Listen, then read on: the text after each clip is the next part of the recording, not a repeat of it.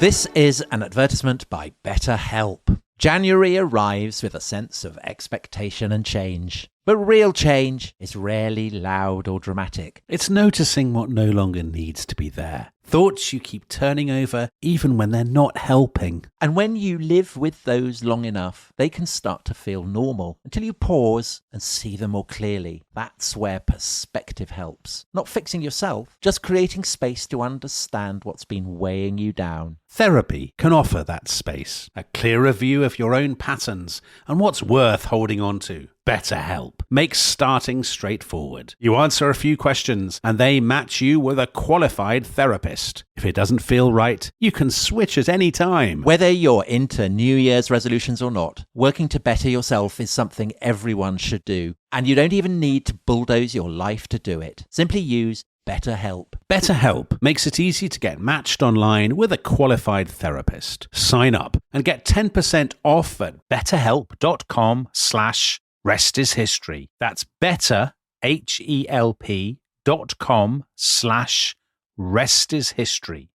This podcast is brought to you by Carvana. Car shopping shouldn't feel like preparing for a marathon of paperwork. That's why Carvana makes buying and financing your car easy. From start to finish, search thousands of vehicles with great prices. All online, all on your time. And when you're ready, your new car shows up right at your door. It doesn't get better than that. Buy your car the easy way. On Carvana. Delivery fees may apply.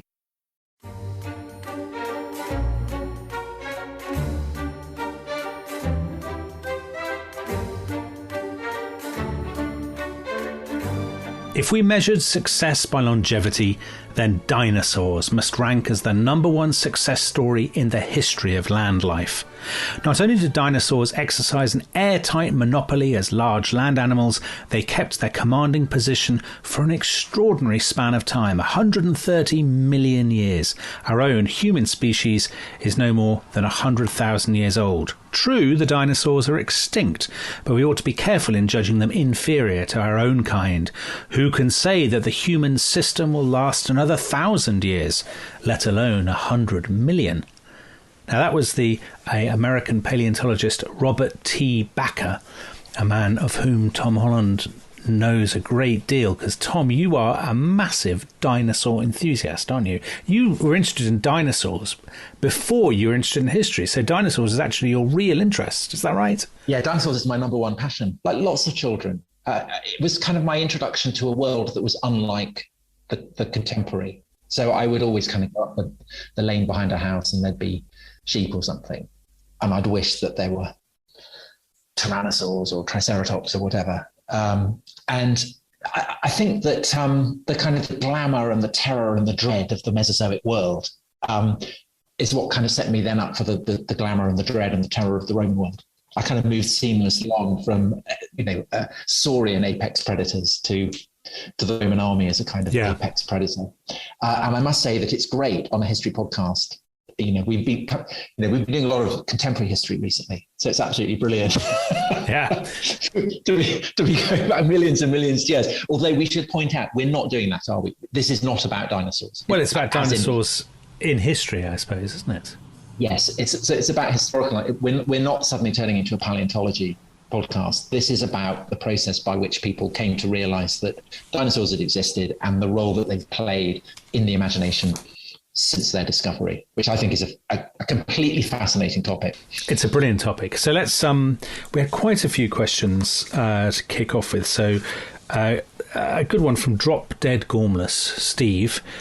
He says, what's the earliest written record of the discovery of a fossil? Perhaps we can widen that out a tiny bit. What is the earliest point that we know that people are even aware of dinosaurs? It's a great question. And there's a wonderful book written by Adrienne Mayer, who's she's in the intersection point between classicist and paleontologist. And she's looked at the records from ancient Greece, from Rome, and more recently, the legends that Native Americans have told about thunder beasts and kind of creatures like that. And her argument is that say in North America, the stories that are told about thunderbirds correspond to the discovery perhaps of pterosaurs in the kind of incredibly fossil-rich boneyards of the Wild West.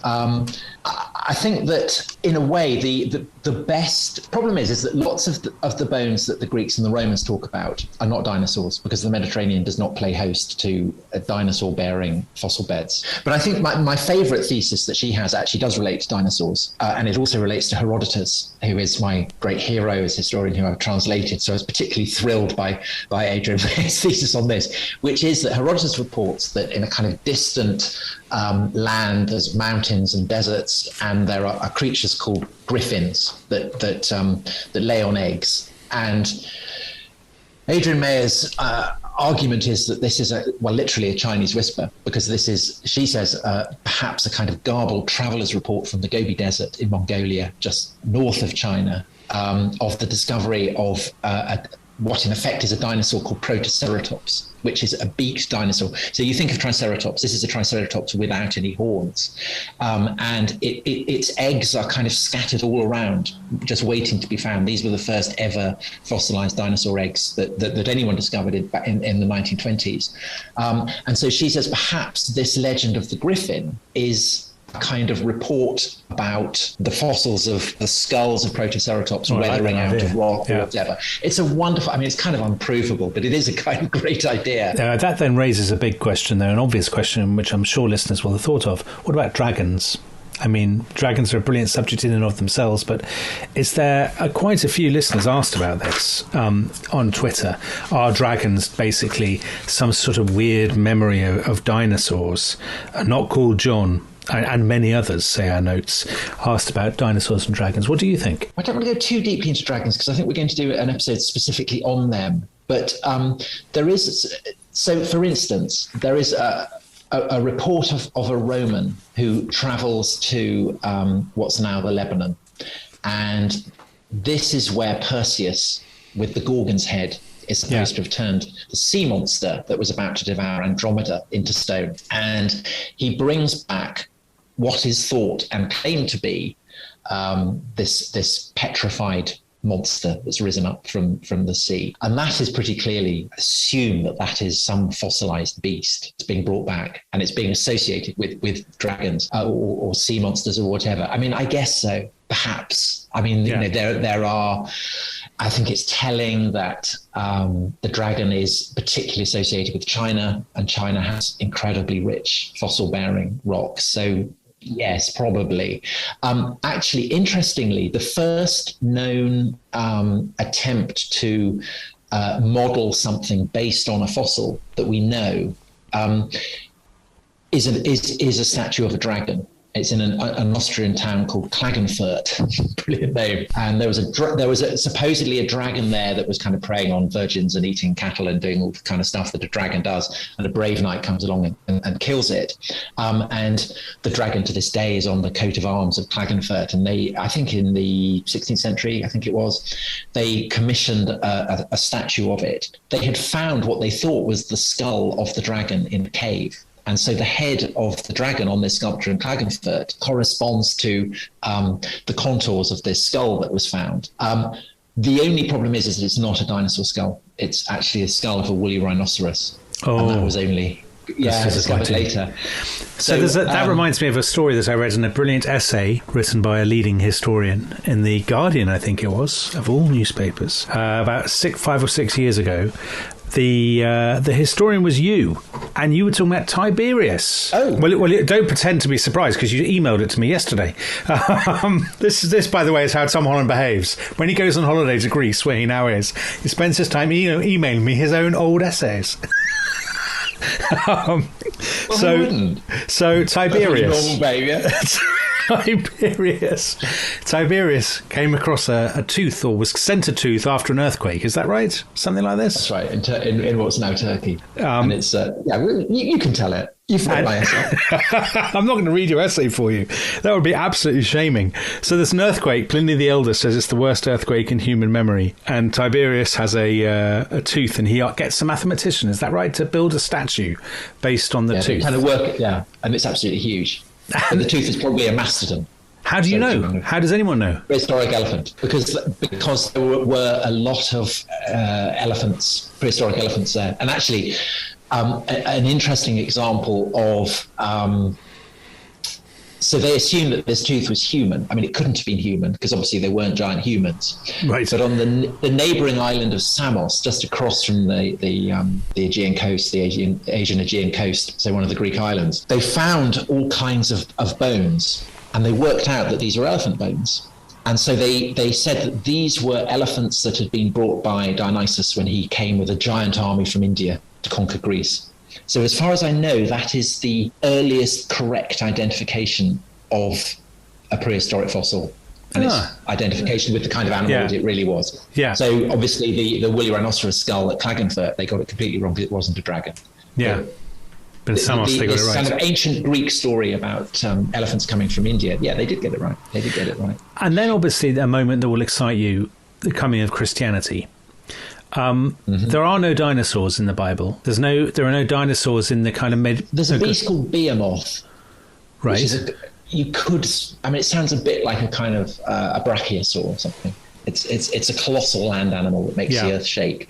And there's a marine one called Leviathan. But there's no Mesozoic era in the Book of Genesis, though, is there? I mean, no, there isn't. And obviously then in the Christian kind of sense of time, all these people, bishops and saints, kind of, or people trying to work out when God created the earth and all, when Abraham lived and all that stuff, they have no sense of dinosaurs then. So for generations, people live in complete and utter ignorance of a prehistoric dinosaur era. Am I right? They assume that creation happened. Well, I mean, the notorious example of that is in the 17th century, 1650, James Ussher, who is the Archbishop of Armagh. Yes. He tries to work out when the creation happened, and he goes through all the ancient texts, the classical texts, and so on. But of course, ultimately, his prime authority is the Bible, which takes him back to the creation. And he works out notoriously that it was 4004 BC. And this is always kind of cited as a hilarious example of gullibility of Christians. But actually, it's a pioneering attempt to work out just how far back you can push the beginnings of time. And I think that from the point of view of discovering the existence of dinosaurs, you need to have a sense that the Earth is old and that it had a beginning. And actually, and it probably won't surprise you to hear me say this, Christianity is quite important in this, because what Christianity, like Judaism or Islam or before that Zoroastrianism, from which it gets the idea, it posits that there's a beginning and an end.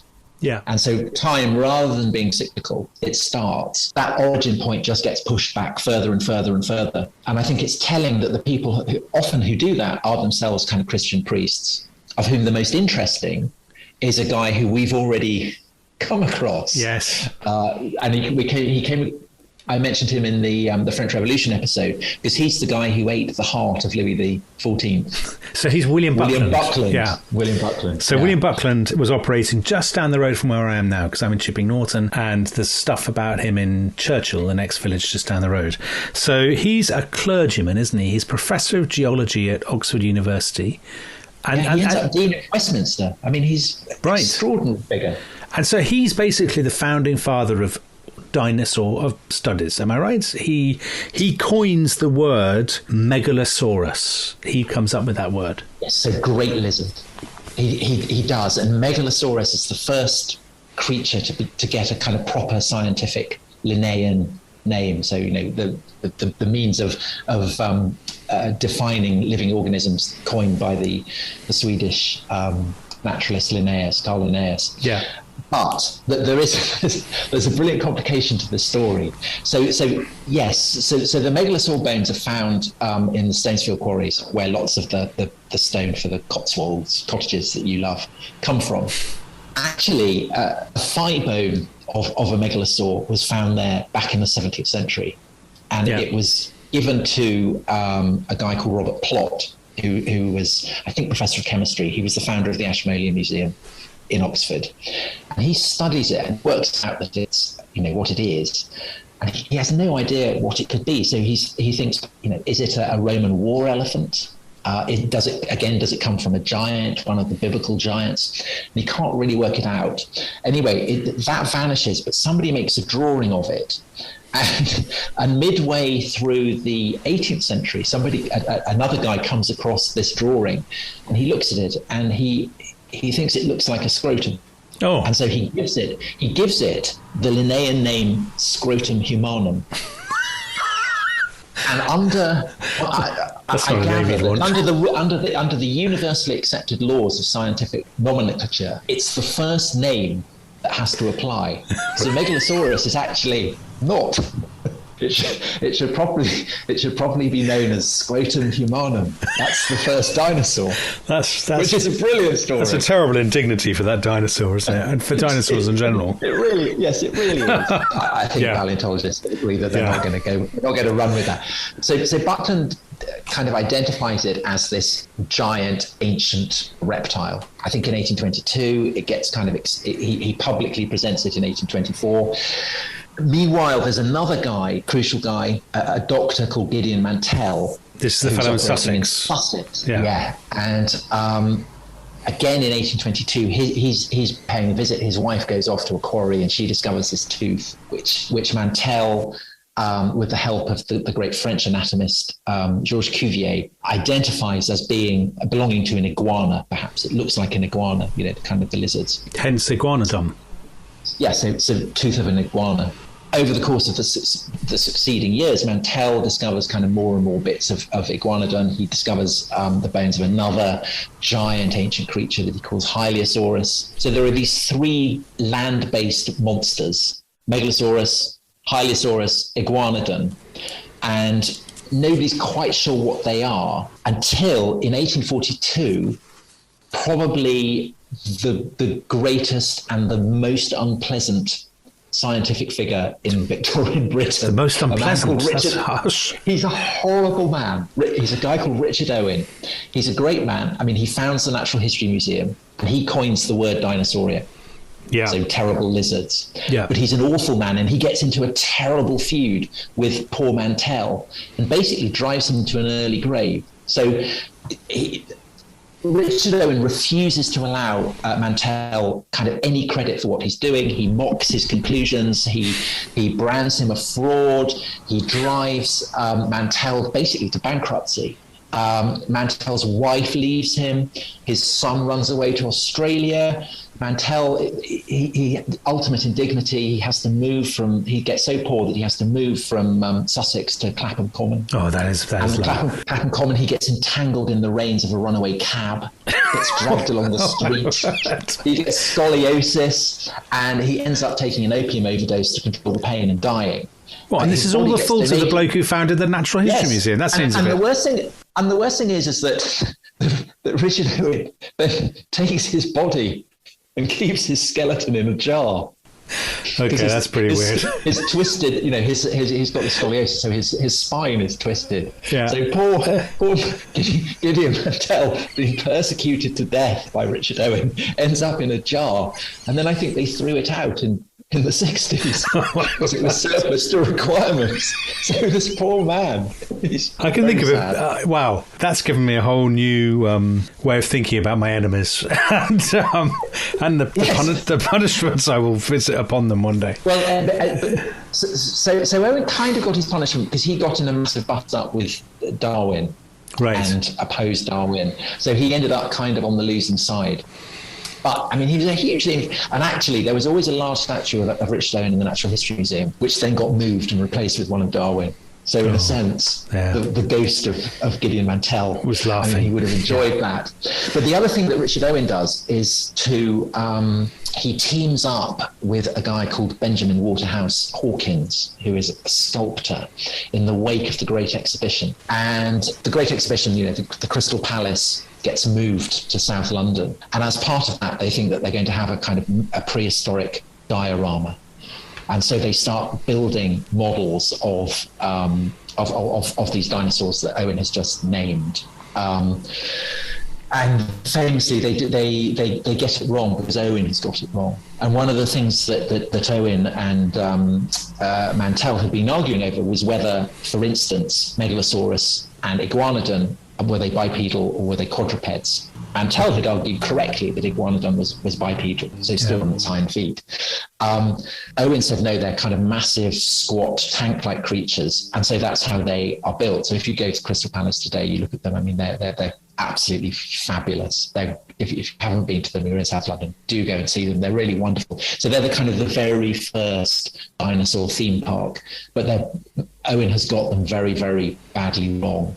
And there's a famous, as part of the publicity for this, famously, they have a kind of, I think it's New Year's Eve. They have a dinner, New Year's Eve in 1853, I think it is.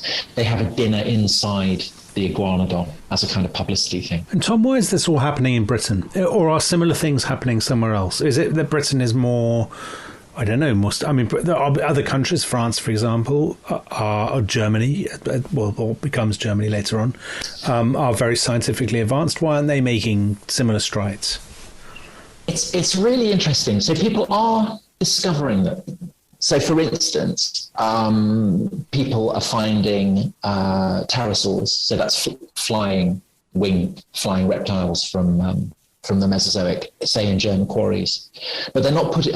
And they're finding giant aquatic creatures in Belgium and Holland, but they're not kind of bundling it together. And I think it's something to do with, we were talking about the Industrial Revolution yesterday. It's the scale with which people in Britain are kind of looking at the land, because it's to do with the extraction of coal, it's to do with the blasting of rock, increasingly trying to lay railways, all that kind of stuff, that there's a need to understand the geology of Britain.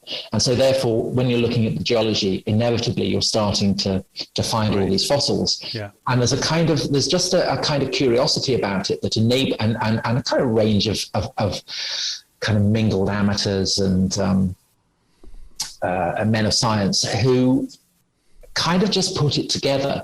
So I think that one of the things that's really interesting about dinosaurs is the way that their discovery is kind of associated with the Industrial Revolution. So even though they are expressions of a kind of unimaginably distant past, and people find it incredibly destabilizing, of course, to realize that actually time is much, much deeper than they'd anticipated, they are also kind of cutting edge, which is why they appear at the Crystal Palace, which is this great monument to British know-how and get up and go. And it's why in Bleak House, in the opening paragraph, Dickens fixes on, he describes the mists that are kind of filling London, and he says that it wouldn't be a surprise to see a Megalosaurus walking up Holborn Hill. He is, that's a cutting edge reference. Yeah, absolutely cutting edge. So it's sort of pushing the frontiers of science, isn't it? I suppose forwards and backwards, as it were. Now, I was about to say we've got a few questions about the Victorians, so maybe this is a good place to do them. Alyssa McCarthy has a question about gentleman collectors. How much are gentleman collectors driving this sort of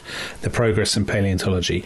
And Mark Kirk Alves has a question that I wanted to ask, which is about Mary Anning. So Mary Anning operated Lyme Regis, and basically, I think by internationally approved binding laws, all British children now have to learn about Mary Anning, and it's unthinkable that they don't. Now, Mark Kirk Alves says, did she really play a role, or are we just desperate to make the subject relatable to girls? So is it gentlemen collectors? Does Mary Anning matter? What's the story? It is gentlemen collectors, because William Buckland and Gilly Mantell and people like that, they're all gentlemen, essentially. And you have to be a gentleman, you have to be of gentle breeding, and you have to be a man to get your papers accepted by the requisite societies, which is why Mary Anning is marginalised through her life. Absolutely. I mean, she is an astonishing figure. It's not. So just give us a sense of who she is, Tom, for those listeners. So the reason that I haven't mentioned Mary Anning up to now is that this is about dinosaurs. And dinosaurs are land. She's fossils, right? She's absolutely fossils. Dinosaurs are land-based. Mary Anning is discovering creatures that swam in the seas. So at the time, most of Dorset was underwater. Yeah. So that's why Mary Anning is finding ichthyosaurs, which kind of look like, dolphins. She's finding plesiosaurs, which is the Loch Ness Monster type with the long neck and the flippers. She is discovering pterosaurs. She's identifying coprolites, which are basically fossilized turds. And she's an amazing pioneer. And she comes from the most kind of grinding poverty. She, as a child, she was under a tree with 3 women, and lightning struck, and all the women died of the lightning strike, and she survived. And the theory was, in Lyme Regis, that this had kind of given her her spark, her curiosity. I mean, she could, she learned to read and write, but she had no real kind of scholarly background greater than that.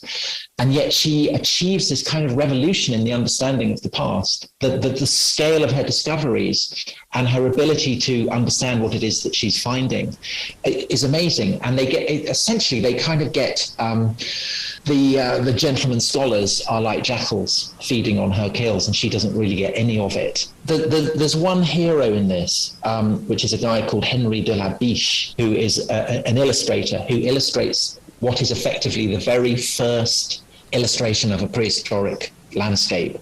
And it's in Latin, it's called Dorset as it was long ago. And it shows long-necked plesiosaurs kind of crunching on pterosaurs, and it shows ichthyosaurs. And there's, Mary Anning has basically discovered that she's advanced this thesis that feces can be fossilized. And I think it's a plesiosaur who's in the process of being munched to death. It's literally shitting himself. And you can see these kind of turds dropping down to the bottom of the sediment, the bottom of the sea, where they in due course will be fossilized and then be discovered by Mary Anning. So she's a massive figure, but she's not discovering dinosaurs, because Lyme Regis is in the Mesozoic was sea, not land. So I wanted to ask about Christianity, because we're in the mid-Victorian period, the age of Darwin, but I think we should take a break. So people have got that to look forward to, which is very exciting. We'll talk about that, then we'll get into America, and then we'll talk about 20th century dinosaurs and dinosaurs' kind of metaphorical meanings and so on, and we'll do all that after the break, so don't go away. This episode is brought to you by the Financial Times. I think we both agree, Dominic, that in the clamour of countless voices competing to break the news and telling you the what, the who, and the where on these stories, there's often something missing, isn't there? There is, Tom, because I think to get a true understanding of any story, you really need to know why. Take FT journalism. It goes deeper, providing the insight, analysis, and perspective to help you see the whole story and truly understand the issues that matter. Why did it happen? Why is it important? And why will it matter? I've got a brilliant example.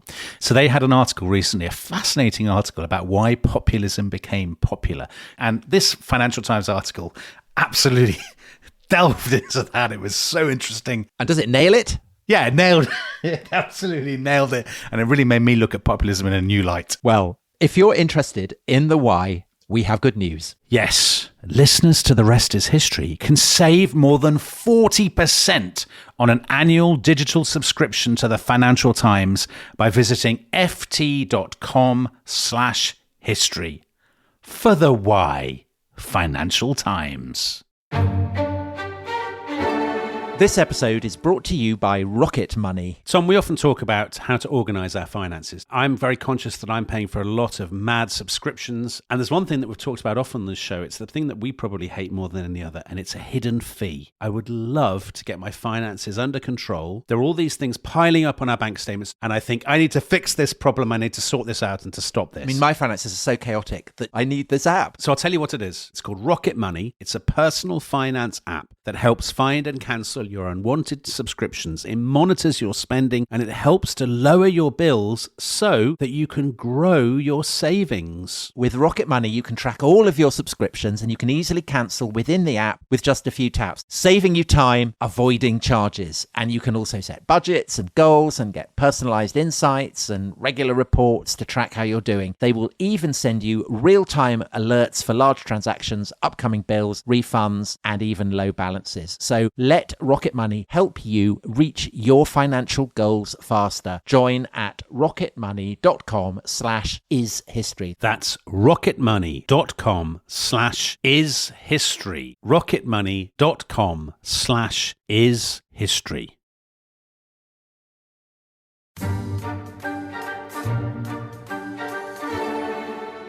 Welcome back to The Rest is History. We are talking dinosaurs and the history of the ways in which they've been understood. So, Tom Holland, we have reached the sort of mid-19th century.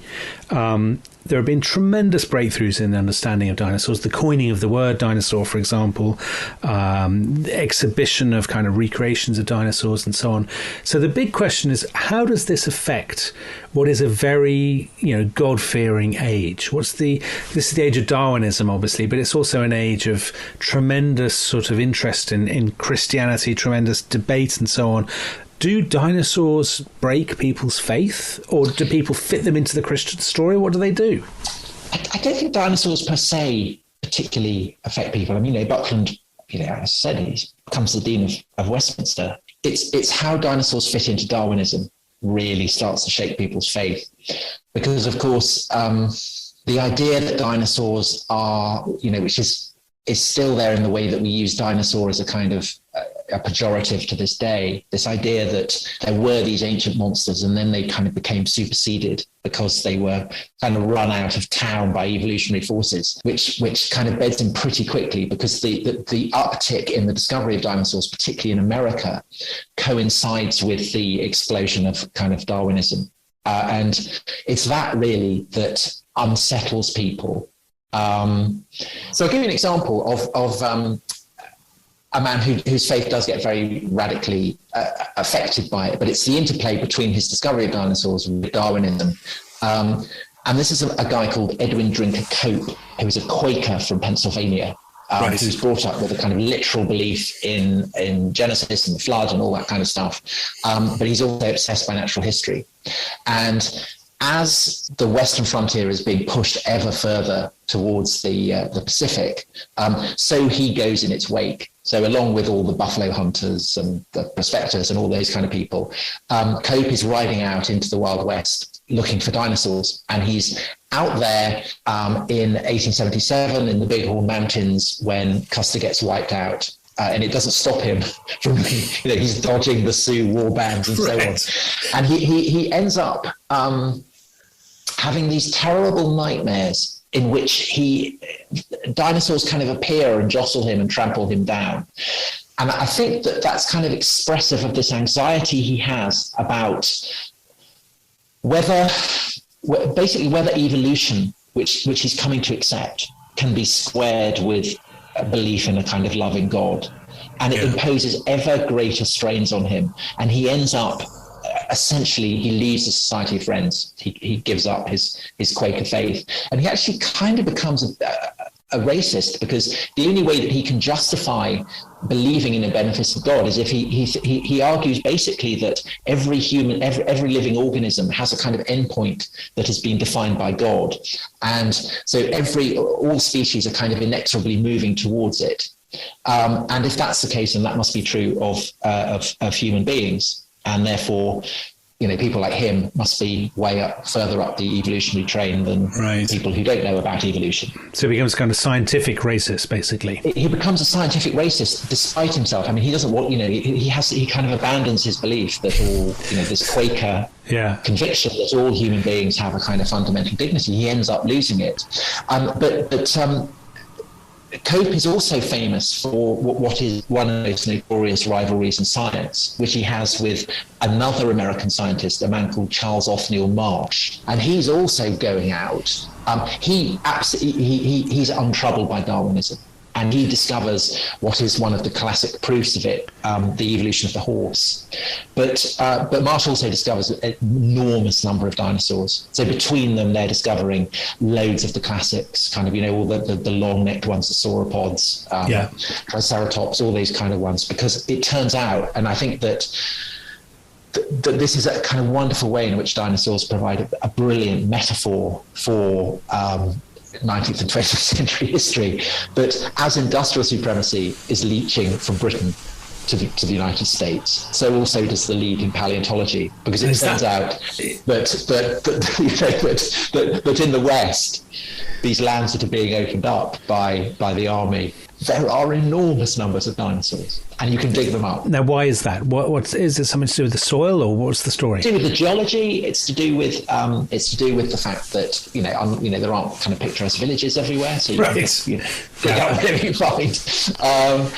It's right the way. So all along the Rockies, right the way up to Canada, there are just enormous numbers of dinosaurs waiting to be found. Yeah. And Marsh and Cope, there are so many that basically they it's a brilliant metaphor for American capitalism, because they compete with each other so brutally. They would rather smash bones up than need them to be discovered by the other guy.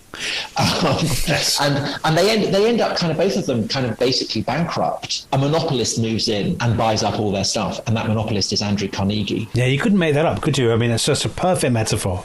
And Andrew Carnegie is interested, he's not interested in paleontology for his own sake. He's interested in massive dinosaurs that will make a huge statement. He wants a dinosaur that is as big as his own kind of industrial ambitions. And so he buys one called Diplodocus, that is at that point, the longest dinosaur that had ever been discovered. He buys it up.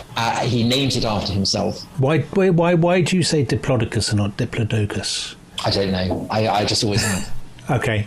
I was just brought up as a Diplodocus man, and I've tried to instill that in youngsters that I meet. But I don't know what the correct pronunciation is. Okay, this is a sort of Cope Marsh type feud.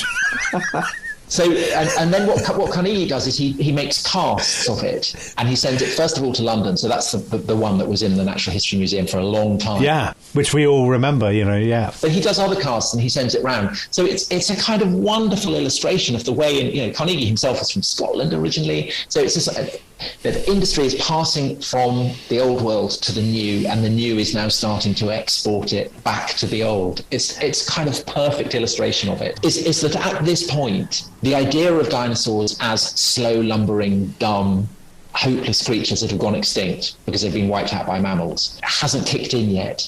So it's still fine for Carnegie to associate a dinosaur with his own industrial concerns, as it is with the Sinclair Oil Company, which takes as its logo a sauropod, a dinosaur. And we're about to get to the point with T-Rex, aren't we? The discovery of Tyrannosaurus Rex, and this extraordinary man, Barnum Brown, who went around in long fur coats and was a great sort of showman. So what's the story with him? Is he a real paleontologist, or the very word Barnum kind of makes me think he's just running a circus or something? Well, he's from the Natural History Museum in New York. Mr. Bones. Don't they call him Mr. Bones? Well, he's a showman in the way that Buffalo Bill is. I mean, this is still kind of the age where the mythology of the West is still incredibly current, and he makes play with it. And he is the Eastern gentleman going out west, so that's why he's wearing a fur coat. And also, he's incredibly predatory, because he discovers actually that the best fossil deposits are up in Canada, and that in no way stops him from taking all the bones and sending them to New York. And you're starting to get the sense that America's global ambitions are manifesting themselves through the appetite of American paleontologists for fossils. So you've got Barnum Brown kind of digging up T-Rexes, such like creatures, all the way up the west, deep into Canada. Yeah. And then in the 20s, you have this guy, Roy Chapman Andrews, who is the guy who discovers the Protoceratops eggs. So he goes on a series of kind of amazing expeditions to the Flaming Cliffs in the Gobi Desert. And he, it is said, I don't know how accurately, is one of the models for Indiana Jones. He's got a whip and he's frightened of snakes, fights Nazis, all that kind of stuff. So it's a kind of it's something that men of action want to be associated with. But again, to pursue this idea that dinosaurs provide a metaphor for the process of capitalism and industrialization in the Great Crash, so in the Depression, you increasingly start to get the sense that actually dinosaurs are a bit of a dead end. That they are properly for children, and that dinosaurs themselves are kind of evolutionary dead ends that don't really matter. They're ponderous and slow and lumbering. And I think that's an image of them. It's still kind of just about current to this day. To pick up one of our previous podcasts, in GoldenEye, M calls James Bond a racist, misogynist dinosaur. Of course, dinosaurs were neither racist nor misogynist, were they? But, to go from Bond to something he knew a lot about, the Cold War, there comes to be this interesting kind of thing with communist and capitalist dinosaurs, doesn't there? So in the Soviet Union, dinosaurs are imagined differently from how they are in the West. Yes. So if you think the classic image of a Mesozoic scene, which has been replayed in countless numbers of films, the classic image perhaps is a tyrannosaur against a triceratops. You always get it. The triceratops with the 3 horns, the tyrannosaur with the giant teeth, and they fight each other. And in the kind of the classic American illustrations, you have a T-Rex, you have a triceratops, and it's like a kind of shootout in some Wild West town outside the saloon. It's the sheriff against the bad guy. Who's the sheriff? The triceratops? Yes, I guess the triceratops is the sheriff. He's seeing off the cattle rustler. In the Soviet Union, there was a famous artist called Konstantinovich Flyarov, and he during Operation Barbarossa, as the Nazis were laying siege to Leningrad, he was in Leningrad, I think, or maybe he was in Moscow, I can't remember. Anyway, he was in one of them, and he did a spectacular illustration of a T-Rex Triceratops face-off. But what he did was to have a whole number of Triceratopses, and they've kind of formed a phalanx so that their horns bristle like spears. Yeah. And there are 3 kind of predatory tyrannosaurs circling it, but they can't break in. So unlike in the American, where you have Triceratops as a kind of lone gun, in the Soviet version, they're a collective, because the Soviet army gets to see off Hitler, so the Triceratops get to see off Tyrannosaurs. And I think it's kind of really, it does show how readily, the prehistoric world lends itself to kind of all kinds of metaphors like that. But the field of understanding dinosaurs, I mean, the history of it is, as you've shown, fascinating, but it didn't stop being fascinating, did it? Because am I right in thinking in the 60s and 70s, or maybe I'm a bit early, maybe 70s and 80s, there were huge kind of convulsions in the study of dinosaurs. So people had thought they were cold-blooded, and then they thought they were warm-blooded. They had thought they were reptiles, and then they basically think they're birds. You must know tons about this, because you're very into this dinosaurs and birds business, aren't you? Well, you quoted Bob Backer at the beginning of this episode, and he wrote a famous book called The Dinosaur Heresies, in which, absolutely, you say, he argued that dinosaurs were warm-blooded, that they were mobile, that they were incredibly successful. At the back of this was a discovery made in the 60s of a dinosaur called Deinonychus. Actually, Deinonychus has been discovered earlier, but it's a guy called John Ostrom argues that Deinonychus means terrible claw. And these were very mobile. They seemed to attack in packs. They could run. They could jump. So they were the opposite of ponderous. And he extrapolated from this an argument that dinosaurs were just kind of basically terrifying. And it's Deinonychus that is Velociraptor in Jurassic Park, because Velociraptor sounds more frightening. So and also obviously Deinonychus bears a very strong resemblance to birds. And this was something that wasn't original to Ostrom. Actually, Thomas Huxley, who was Darwin's bulldog. Yes, a great titanic figure of late Victorian science.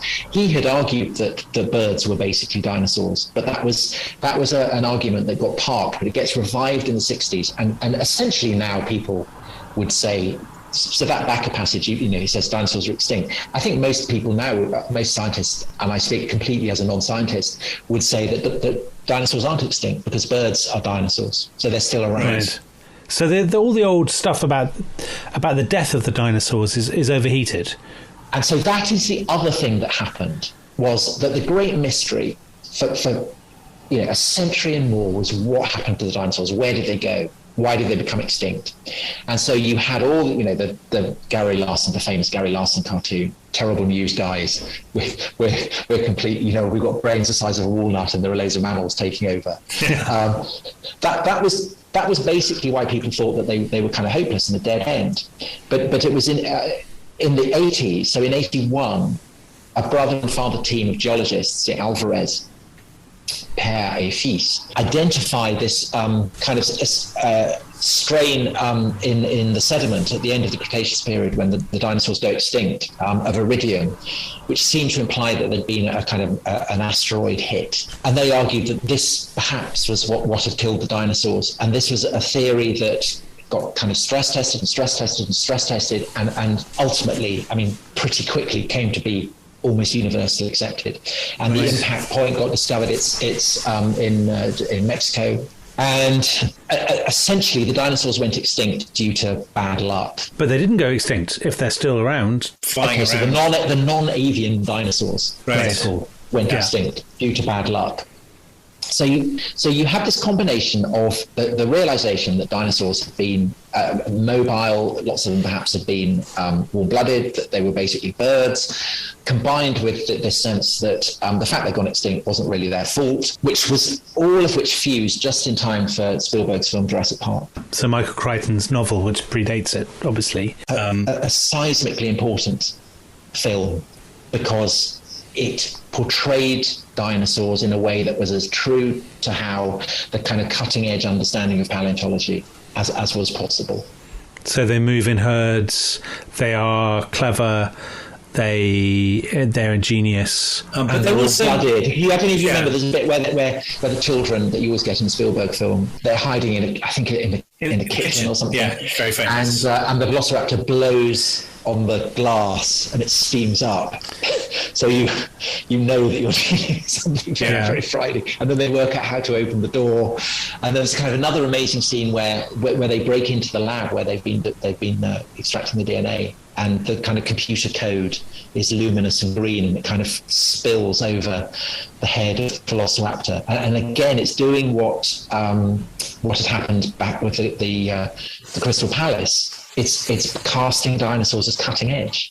You know, these are creatures that you can link with computing and with DNA and with absolutely cutting edge theme parks. So Jurassic Park is kind of absolutely the heir to the Crystal Palace. Although Jurassic Park, it's interesting you say that, because Jurassic Park kind of cuts against much of what we've been talking about, which is the advance of science, fantastic potential of science and human curiosity to find out about what went before. I mean, Jurassic Park is all about the dangers of science, isn't it? Rather than so much specifically the dangers of dinosaurs, it's the kind of, you know, Frankenstein's kind of science run amok, isn't it? Yes, it is. I mean, it is the Frankenstein story. And if you go to a theme park, I mean, you know that everything's going to go wrong. I mean, the same is true as you go to a cowboy theme park. Westworld. You know the gunslingers are going to come after you. I did not take away from watching Jurassic Park, we shouldn't try and bring dinosaurs back. I took away, it would be amazing. You're the Richard Attenborough figure. I'm Jeff Goldblum. So the kind of the stop-start technology that they used in, million years BC, those kind of films, was appropriate to the kind of dinosaur people understood then. Slow, ponderous, sluggish.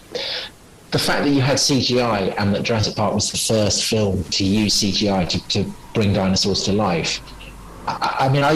You remember the scene where Sam Neill and Laura Dern are going along the Jeep, and then they turn around and they kind of take their shades off and their hats and gaze in wonder. And then you look and there's the brachiosaur coming out. Yeah. And I felt that just seeing it in CGI. I never imagined I'd see a dinosaur that brilliantly brought to life. And it kind of turbocharged for lots and lots of people the study of dinosaurs. And ironically, one of the things that it did, so at the end of Jurassic Park, they're flying out in a helicopter. They've had a terrible time. Sam Neill says to Richard Attenborough he's not going to approve the park. And then they look out and they see a flock of birds going across the sea. And the implication is obviously that birds are dinosaurs. And at the point, that was still not a universally accepted thesis. But in the years that followed, I mean, actually almost immediately, a series of incredible finds began to be made in China. And these were finds that showed conclusively that lots of dinosaurs had been feathered, and that basically, there was a whole line of dinosaurs that had become birds. The effect of that was that for the first time, in over 100 years, the most interesting center of dinosaur discoveries and finds and research was no longer the United States, but China. Oh, there's another metaphor. Absolutely. There's a kind of another amazing metaphor that, I mean, it's kind of very odd that if you think of, the lead passes from Britain to America and then to China, the same thing happens with dinosaur discoveries. And the degree to which that is just a metaphor, whether there's something deeper. Yeah. And what about, obviously we are living in an age where we're so much more conscious of geological time, of the Earth, the changing climate, all those kinds of things. So where does that leave dinosaurs? I mean, obviously they no longer are these kind of, well, for children they still are, aren't they? They're mythical monsters, Tyrannosaurus Rex, But I think for adults and for people who are interested in dinosaurs, they now have a very different role in our imagination than they did 50 or 100 years ago. Is that right? Well, you still get dinosaurs being used as a pejorative. So there's that's still kind of current. So when I make a reference to Jordan, the reality TV show star, on our podcast, you mock me as a dinosaur. I think you call me Grandad, but I felt the dinosaur was hanging in the air. I would never have used that. I hope I did, because I know better. Because actually, and I think it's an understanding of dinosaurs that has percolated through, because I think that a crucial part of anxiety about climate change and about mass extinction that is going on at the moment has been hugely sharpened by the sense that the Mesozoic ended in a kind of catastrophic ball of fire, that the seas boiled, that the flesh fell off the bones, that 94%, 95% of all living organisms were wiped out in the blink of an eye, because it has brought home, I suppose, the how vulnerable Earth is. So it's almost a story about hubris to some extent, is it? It's a story about inevitable disaster looming. It's the apocalypse is coming, the end of the world is nigh. Don't you think that's shot, the dinosaur story shot through with that? I do. So I think that to go back to Christianity, if there's a beginning, then there's an end. And I think that the dinosaur, the kind of, so many illustrations of the asteroid hitting and a kind of pterosaur looking, or a tyrannosaur glancing around, and this plume of light, it gives us a kind of scientifically updated vision of apocalypse, of the end of the world. Except, of course, it's not the end of the world, because then life recovers. Life has a way. Yes. There's a Jurassic Park. I think the complication for us is that it forces us to ask now, are we the asteroid? Oh, we the asteroid, yes. Are we the asteroid? Is Homo sapiens the asteroid? And it's the process of industrialization brought to life, facilitated the discovery of dinosaurs. Yeah. That is now perhaps leading to global catastrophe. That's a lovely, cheerful note on which to end. Everything has a beginning, everything has an end. But we should end with one last question, very much in the spirit of the podcast. Martin Perry, who would win in a fight between a Tyrannosaurus and a Stegosaurus? Well, neither would, because they didn't coexist. That's like Mary Beard being evasive about Alexander the Great versus Julius Caesar. Tyrannosaurs are closer to us than Stegosaurs were to Tyrannosaurs. That's a fantastic fact, isn't it? That's like Cleopatra is closer to us than she was to the building of the Great Pyramid. One of those amazing. So, I imagine a Tyrannosaur would win. Would it? So was a Tyrannosaur... The general sense now is that the Tyrannosaur was actually completely useless. Is that right, or is that just overstated? Yeah, massively overstated. No, they were not useless. I'm glad we're clear. You would not want to be bitten by a Tyrannosaur. Well, since we don't coexist, I'm pretty confident that's not going to happen. Right, on that bombshell, I think we shall thank you, Tom, for that tour de force. I did so much talking in Watergate. It was nice to have a rest this time, and it is a fascinating subject. We have coming up. Remind me what we have coming up on Thursday. We have a history of India in 10 buildings, and then we will be back next week with Golden Ages. When was the Golden Age, and is there such a thing? Right, we'll see you next time. Goodbye.